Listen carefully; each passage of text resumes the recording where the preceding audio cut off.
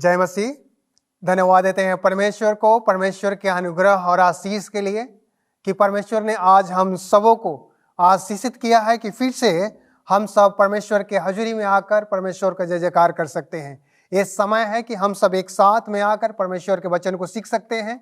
और ये जितने भी हमारे साथ में हमारे भाई बंधु हैं, जितने भी सुन रहे हैं और जितने भी हमारे साथ में बैठे हैं, ये मौका होगा कि परमेश्वर के विषय में सुन सके और परमेश्वर का जय जयकार कर सके। आइए हम सब छोटे से प्रार्थना करेंगे। धन्यवाद देते हैं परमेश्वर आपके अनुग्रह और आशीष के लिए कि आपने आशीषित किया है कि हम सब एक साथ में आकर आपके विश्वास और आपके भरोसा के विषय में सीख सकते हैं। स्वर्गीय पिता, हमको आप आशीषित करें और खास जितने भी हमारे साथ में है प्रभु, सबको आप आशीषित करें और होने दें प्रभु कि आपके पवित्र आत्मा में सब कोई आज के इस वचन को सीखने के योग्य बन सके। हम अपने आप को आपके हाथों में समर्पण करते हुए दिन इन प्रार्थना आपके प्रिय पुत्र यीशु के नाम से मांगते हैं। धन्यवाद, आमीन। धन्यवाद देते हैं प्रभु कि आपने इस मौके के दिया है।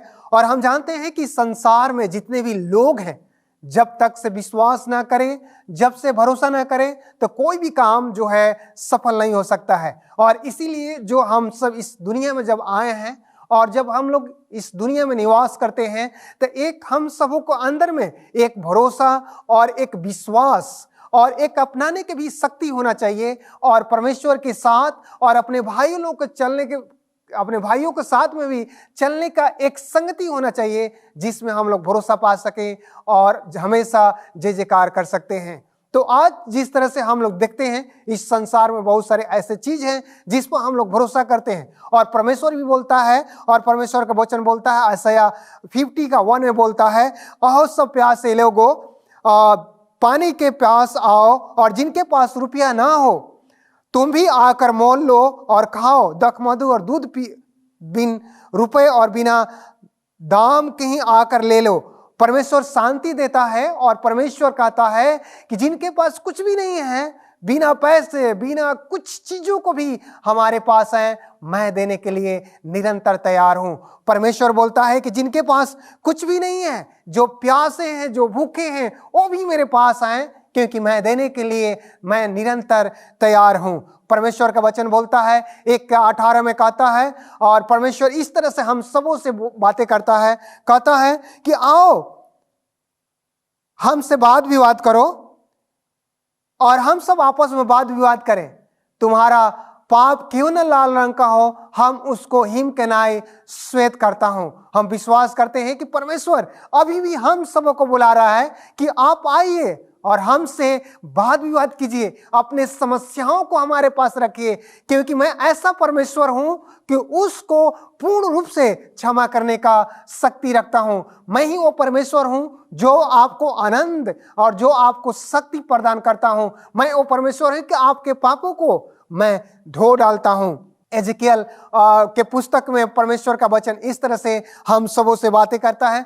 36 और 26 में बोलता है, मैं तुमको एक नया मन दूंगा और तुम्हारे भीतर नए आत्मा उत्पन्न करूंगा और तुम्हारी देह में से पत्थर का हृदय निकालकर तुमको मांस का हृदय दूंगा। यदि आपका मन जो है पत्थर सा है, यदि हमारा और आपका मन हठीला है, तो परमेश्वर का वचन बोलता है कि मैं आपको उस हठीले मन को, उस पत्थर का मन को मैं निकाल फेंकूंगा और उसमें ऐसा मन दूंगा कि निरंतर आप हमारा जय जयकार करते रहें।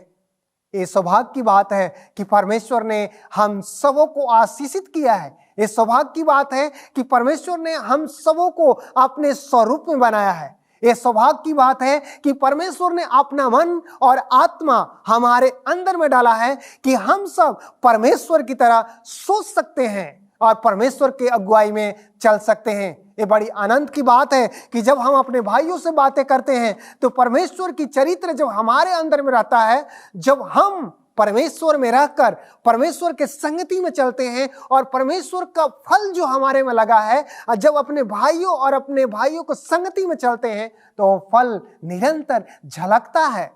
और हम सबों को भी ये जानना चाहिए, परमेश्वर को वादा किया है कि जब आप विश्वास करते हैं तो वो हमको बड़ी पुरस्कार देगा।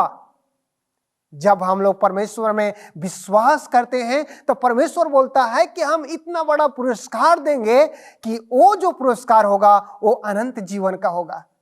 इस संसार में जितने भी हम लोग पुरस्कार पाते हैं, जो भी संसार में हम लोग चलते हैं, कितनों भी कुछ करते हैं, हम सब बड़े से बड़े पुरस्कार, बड़े से बड़े गिफ्ट पाते हैं, लेकिन वो पुरस्कार और गिफ्ट थोड़े समय के लिए है। लेकिन परमेश्वर बोलता है कि मैं वो पुरस्कार दूंगा जो निरंतर जो है वो आपके साथ में रहेगा, और वो पुरस्कार है वो अनंत जीवन का है। परमेश्वर बोलता है यदि तुम प्यासे हो तो मेरे पास आओ, यदि तुम्हारे पास कोई समस्या है, तुम पाप में घिरे हो तो हमसे वाद विवाद करो।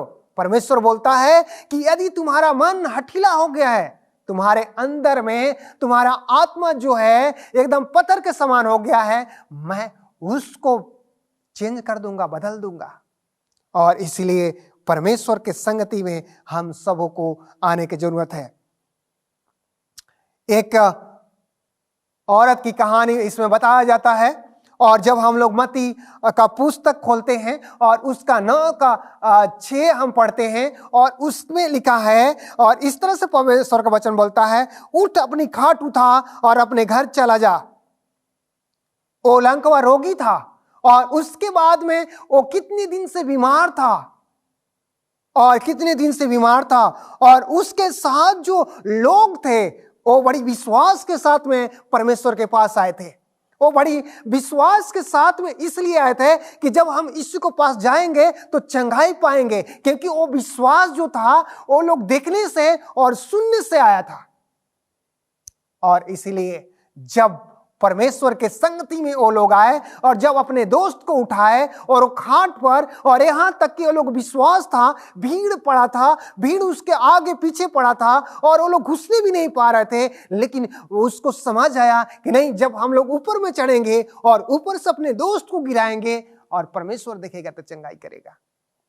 प्रभु यीशु मसीह देखा और प्रभु यीशु मसीह बोला तुम्हारे विश्वास के कारण ये चंगा हो गया। और वो जो है एक लंकवा बीमारी जो है, वो बीमार का मारा हुआ, वो सिर्फ उसके विश्वास के वजह से चंगा हो गया। हमारे और आपका विश्वास क्या है? जब हम और आप विश्वास करते हैं तो हम लोग कितने भी घोर भी अंधेरा में हैं, हम लोग कितनों भी परेशानी में हैं, कितनों तकलीफ में हैं, कितनों हमारे पास बड़े से बड़े रोग दुख तकलीफ क्यों ना हो, लेकिन जब हम विश्वास करते हैं तो हमारा चंगाई करने वाला एकमात्र परमेश्वर यीशु मसीह जो है वो स्वर्ग में से सुनता है, वो चंगा करता है। और इसीलिए बोलता है कि हमारा विश्वास सिर्फ होना चाहिए, हमारा भरोसा होना चाहिए। जब हम भरोसा और विश्वास करते हैं तो परमेश्वर हमको आशीषित करता है। इसी तरह से जब हम पवित्र शास्त्र उघाड़ते हैं और उसको खोलते हैं और पढ़ते हैं, जो है ना 20 का 31 में लिखा गया है, इसमें ये 2 अंधों का कहानी है जिसको प्रभु यीशु मसीह ने दृष्टिदान देता है। इसमें कहता है कि उसके पास लोगों ने उनको टाटा, मगर वह चिल्लाकर कहने लगे, हे प्रभु दाऊद का संतान, हम पर दया कर। क्योंकि उनको रोकना चाहा, उनको लोगों ने उस जो दृष्टिदान चाहते थे, जो अंधे लोग थे, उनको लोग जो थे उनमें जो उसके भीड़ पीछे चल रहा था, उन लोगों को रोकना चाहा, लेकिन वो रुके नहीं, बल्कि ये चिल्ला रहे थे कि हे प्रभु यीशु मसीह, हे दाऊद के संतान, हम पर दया कर। हमारे और आपके अंदर में वही चीज होनी चाहिए। जब हम परमेश्वर के समीप आते हैं, जब परमेश्वर के संगति में हम रहते हैं, जो परमेश्वर के साथ चलते हैं, तो हम सबों को भी कहना चाहिए कि हे दाऊद के संतान, हे परमेश्वर, हे स्वर्ग में विराजमान परमेश्वर, हमको दया कर। क्योंकि वही एकमात्र परमेश्वर है जो हम पर और आप पर दया करता है। वही एक परमेश्वर है जो स्वर्ग से भी हमारे पर निगाहें लगाए बैठा है और देखता है और हम पर निरंतर अपने दया करता है। परमेश्वर के वचन यहाँ पर बोलता है, मरकुस 11 का 24 में बोलता है, इसलिए मैं तुमसे कहता हूं कि जो कुछ तुम प्रार्थना करके मांगो तो प्रतीति कर लो कि तुम्हें मिल गया और तुम्हारे लिए हो जाएगा। जब हम लोग प्रार्थना करते हैं और जब प्रार्थना कर कर परमेश्वर के संगति में आते हैं और सोचते हैं कि सही में वो मिल गया है, तो परमेश्वर कहता है कि वो तुम्हारे जीवन में हो जाएगा।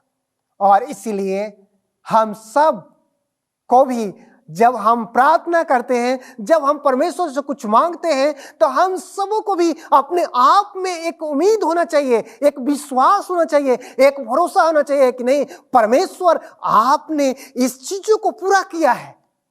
रोमन का पुस्तक जब हम लोग खोलते हैं और उसमें देखते हैं 8:1 में लिखा है, अतः आप जो मसीह यीशु में हैं उन पर दंड की आज्ञा नहीं, क्योंकि वो शरीर के अनुसार नहीं वरन आत्मा के अनुसार चलते हैं। जो प्रभु यीशु मसीह में है वो नई सृष्टि में है, और इसलिए बोलता है कि जो प्रभु यीशु मसीह में है उस पर दंड की आज्ञा नहीं है, बल्कि वो प्रभु यीशु मसीह में एक नए सिरे से वो अपने चाल में चलन में प्रभु यीशु मसीह के साथ में है।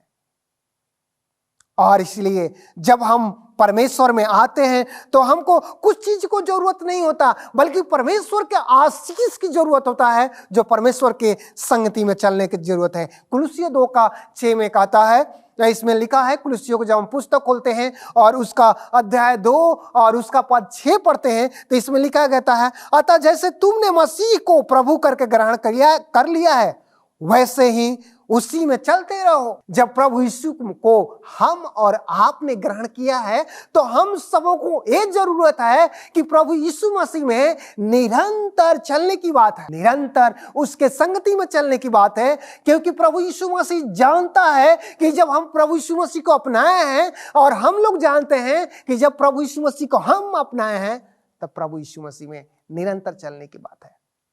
जब हम निरंतर चलते हैं तो प्रभु यीशु मसीह हमारे और आपके लिए रास्ता खोलता है, और निरंतर जो है हमारे और आपको अपनी अगुवाई में लेकर चलता है। और इसलिए परमेश्वर का वचन बोलता है कि निरंतर जब हम प्रभु यीशु मसीह को अपनाए हैं तो निरंतर उसमें चलने की जरूरत है।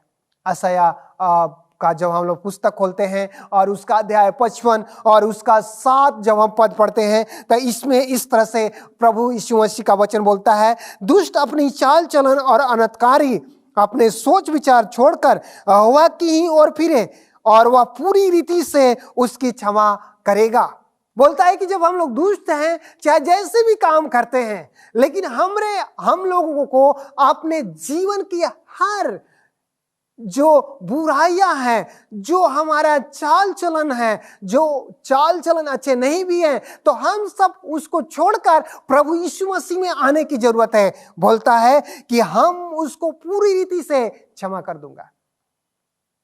हम और आप निरंतर अपने चाल चलन से भटक जाते हैं, परमेश्वर के चाल चलन से हम लोग भटक जाते हैं, और हम सब अपने चाल चलन में चलते हैं, और हम सबको समझ में नहीं आता कि हम कहां जा रहे हैं। लेकिन परमेश्वर बोलता है कि जितने भी तुम्हारे बुरी चाल चलन हो, तुम उसको छोड़कर जब हमारे पास आते हो, जब हमसे विनती करते हो, जब हमसे प्रार्थना करते हो, जब हमसे मांगते हो, तो हम पूरी रीति से उसको हम बदल देते हैं, हम उसको पूरी रीति से बदल देते हैं। और इसलिए दुष्ट जो है अपने चाल चलन छोड़कर, अपने दुष्ट कामों को छोड़कर परमेश्वर के नजदीक आने की जरूरत है। हम फिर से यशायाह पुस्तक खोलेंगे और उसका 44, उसका अध्याय 44 और उसका पद 22 पढ़ेंगे, तो इसमें लिखा गया है, मैंने तेरे अपराधों को काली घटा के समान और तेरे पापों को बादल के समान मिटा दिया है, मेरे और फिर लौटा, क्योंकि मैंने तुझे छुड़ा ली। परमेश्वर के वचन बोलता है कि मैंने तुम्हारे अपराधों को काली घटा के समान और तेरे पापों को बादल के समान मिटा दिया है, और मैं चाहता हूं कि तू लौटा, क्योंकि मैंने तुझे छुड़ा लिया है। मैंने तुमको पापों से छुड़ाया है, मैं तुमको हर बुरी चाल चलन से छुड़ाया है। मैंने तुमको हर दुष्ट आत्माओं से, हर दुष्ट के चाल चलन से मैंने तुमको छुड़ाया है। तुम हमारे क्योंकि परमेश्वर के वचन इस तरह से भी ये भी कहता है। इजकियल जब पुस्तक हम लोग खोलते हैं और उसका अध्याय 18 और उसका पद 32 पढ़ते हैं, तो क्योंकि प्रभु यहोवा की वाणी है, जो मेरे उसको मरने से मैं प्रसन्न नहीं होता, इसलिए पश्चाताप करें तभी तुम जीवित रहोगे। परमेश्वर बोलता है कि हमारे लोगों को मरने से हम प्रसन्न नहीं होते, बल्कि प्रसन्न मैं इसलिए होता हूं कि जब हमारे लोग प्रायश्चित करके, जब हमारे लोग भरोसा करके, जब हमारे लोग विश्वास करके अपने सब अनर्थ कामों को, दुष्ट कामों को छोड़कर हमारे समीप आते हैं, तो हम और उनके पापों को क्षमा करते हैं। एक कहानी है, और एक कहानी जो मैं बताने के लिए मैं बड़ी उत्सुक हूं, और मैं चाह रहा हूं कि आप सबों को समीप इस कहानी को मैं रखूं। लूका का पुस्तक हम जब खोलेंगे और उसका 15 का 20 पढ़ेंगे, तब वो उठकर अपने पिता के पास चला, और अभी दूर ही था तो उसके पिता ने उसे देखकर तरस खाया और दौड़कर उसे गला लगाया और खुद चूमा उसको। ये उड़ाऊ पुत्र का कहानी है। हम देखते हैं कि जब एक पुत्र जो है अपने ऐसो आराम की चीजों में हर चीजों को उड़ा देता है, और ये बात है कि आप थोड़ा सा कहानी को पहले पढ़िएगा तो अपने पिता से हर चीजों को बंटवारा करके अपने पिता को छोड़कर, वहां से धन संपत्ति लेकर, हर चीजों को लेकर वो छोड़कर वहां से चले जाता है। जब जाता है और वो उस ऐसे रीति में फंस जाता है, ऐसे दुष्ट कामों में फंस जाता है कि अपना धन संपत्ति सब कुछ उड़ा देता है। जब उसके बाद में जब उसको याद आता है, जब ऐसे परिस्थिति में फंस जाता है कि वहां से कोई छुड़ाने वाला नहीं मिलता है, ऐसा परिस्थिति में हो जाता है कि कुछ उसको दिखाई नहीं देता है, लगता है उसको कि हम अंधेरा में ही हैं, तब उसको याद आता है जहां से अपना जीवन वो व्यतीत करना चालू किया था। और उसके बाद में अपने पिता को याद आता है और फिर से वो अपने पिता के पास लौटता है। जैसे ही वो अपने पिता के पास लौटता है, उसका पिता दूर में ही बैठा रहता है और देखता है, और देखकर ही हम नहीं जानते कि कैसा उसका बेटा दिख रहा था, लेकिन हम विश्वास करते हैं कि उसका बेटा ऐसा हो गया था कि वो पहचान भी नहीं पा रहा था, पहचान भी नहीं पहचान पा रहा होगा, लेकिन तब पर भी वो दूर से ही देखा, और दूर से देखने के बाद में वो अपने बेटा को पहचान गया और अपने बेटा के पास वो अपने बाहों को फैलाए हुए दौड़ा, क्योंकि वो समझ गया था कि मेरा बेटा बिना परिवर्तन के लौट ही नहीं सकता है। और इसीलिए वो जब अपने बेटा को देखा, वो समझ गया कि मेरा बेटा जो है अब लौट आया है, वो कैसा भी है लेकिन अब जो है हमारे पास लौट के आ गया है। और उसके बाद में जब अपने बेटा को देखा, तो वो जो अपने पिता जो है वो बूढ़े था, और वो दौड़कर अपने बेटा से गले लगाने गया, क्योंकि वो मैले कुचले था, बहुत दिन से नहाया भी नहीं था। जैसा भी था वो गले लगाया, चूमा उसको, और चूमने के बाद में वो रोने लगा। यिर्मयाह का पुस्तक बोलता है, उसका 31 का 3 बोलता है, यहोवा ने मुझे दूर से दर्शन देकर कहा, मैं तुझसे सदा प्रेम रखते आया हूं, इस कारण तुझ पर अपनी करुणा बनाए रखूंगा। और इसलिए परमेश्वर बोलता है कि जो हमसे प्रेम रखते हैं उस पर हम निरंतर अपने करुणा बनाए रखता हूं। यशायाह का पुस्तक उसका 49 उसका 39 और उसका 15 का था, क्या हो सकता है कि कोई माता अपने दूध पीते हुए बच्चे को भूल जाए और अपने पैदा किए हुए बच्चे पर दया न करे? हाँ, वह भूल सकती है, मगर मैं तुमको भूल नहीं सकता। और इसलिए परमेश्वर कहता है कि कोई भी संसार में सब कुछ भूल सकता है। एक माँ जो है अपने दूध पियाते बच्चों को भूल सकती है, लेकिन मैं तुमको नहीं भूल सकता। और वो जब परमेश्वर है, वो निरंतर हम सबों को देखता है, वो निरंतर हम सबों को साथ रहता है। इफिसियों और पुस्तक में इस तरह से उसका अध्याय 1 और 7 में कहता है, हमको उसने लहू के द्वारा छुटकारा अर्थात अपराधों की क्षमा उस अनुग्रह के धन के अनुसार मिला है। परमेश्वर के वचन बोलता है कि हमको अनुग्रह जो है परमेश्वर से मिला है, और हम जो है परमेश्वर के अनुग्रह से रहित हैं, क्योंकि परमेश्वर चाहता है कि हम निरंतर परमेश्वर पर भरोसा रखें और परमेश्वर के संगति में चले। परमेश्वर चाहता है कि हमारे पाप जो हैं वो माफ हो जाए। परमेश्वर चाहता है कि हम निरंतर उसके संगति में रहें। परमेश्वर चाहता है कि हम अपने दुष्ट कामों को छोड़कर परमेश्वर के संगति में आए। परमेश्वर चाहता है कि हम अपने बुरी चाल चलन छोड़कर परमेश्वर के संगति में आए। और इसलिए परमेश्वर बोलता है कि यदि तुम भरोसा रखते हो, यदि तुम प्यासे हो और अभी तू हठीले हो, यदि तुम्हारे पाप जो है पाप के अंधेरा में हो, तो मेरे पास आओ। क्योंकि परमेश्वर ऐसा है कि हमारे और आपके पापों को शुद्ध करता है। परमेश्वर ऐसा परमेश्वर है जो हमारे और आपको निरंतर दिखता है। परमेश्वर ऐसा परमेश्वर है जो हमारे जीवन को निरंतर जो है सफाई करता है, निरंतर हमारे जीवन को बदलता है, निरंतर हमारे संगति में रहता है, निरंतर हमारे और आप। मैं विश्वास करता हूं कि जितने भी आप लोग देखने वाले हैं, जितने भी आप हमारे साथ बैठे हैं, मैं जानता हूं कि आपके जीवन में भी परमेश्वर ने बहुत सारे कार्य किए हैं, लेकिन आप भूल गए हैं। शायद आपको याद नहीं आ रहा होगा कि आपको परमेश्वर कहां से उठाया है और कैसे उठाया है और कैसे लेकर यहां पर आया है।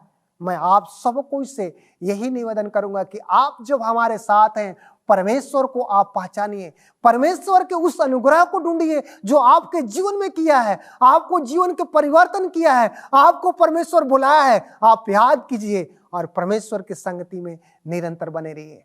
मैं जानता हूं कि आप में से बहुत ऐसे लोग हैं जो परमेश्वर के हजूरी में बैठे हैं, परमेश्वर के वचन को, कलाम को सुन रहे हैं, परमेश्वर से आशीष चाहते हैं। बहुत सारे ऐसे भी आप भरोसा करते हैं, लेकिन आपका विश्वास जो है टूट गया है। लेकिन मैं कहता हूं कि आप परमेश्वर पर भरोसा टूटने ना दें, क्योंकि वो परमेश्वर जो आप और जो हम परमेश्वर को मानते हैं, वो जिंदा परमेश्वर है और निरंतर जो है हमारे और आपको देखता है। इसलिए आप सबसे अनुरोध है, आप हमारे साथ इस श्रृंखला में बने रहें और आप पूर्ण रूप से भरोसा करें और निरंतर परमेश्वर के संगति में चलें। जब हम और आप परमेश्वर के संगति में चलेंगे तो परमेश्वर हमको और आपको आशीषित करेगा। परमेश्वर आशीषित करे। और जिस तरह से हम लोग आप आगे के घड़ी में पढ़ेंगे और आगे के विचार में हम लोग सम्मिलित होंगे, इसी तरह से देखते रहिए और परमेश्वर के संगति में बने रहिए। जो है जिस तरह से हम लोग इस होप चैनल में हैं और होप चैनल के द्वारा मैं आपको संदेश देना चाहता हूं कि परमेश्वर आप सबों को आशीषित करे और इसी तरह से होप चैनल पर बने रहें। अपने भाइयों, अपने परिवारों को लेकर जुड़े और परमेश्वर का आशीष को पाएं, क्योंकि परमेश्वर वो परमेश्वर है जो निरंतर हमारे और आपके साथ रहता है और हम सबों को आशीषित करता है। परमेश्वर आप सबों को आशीष दे।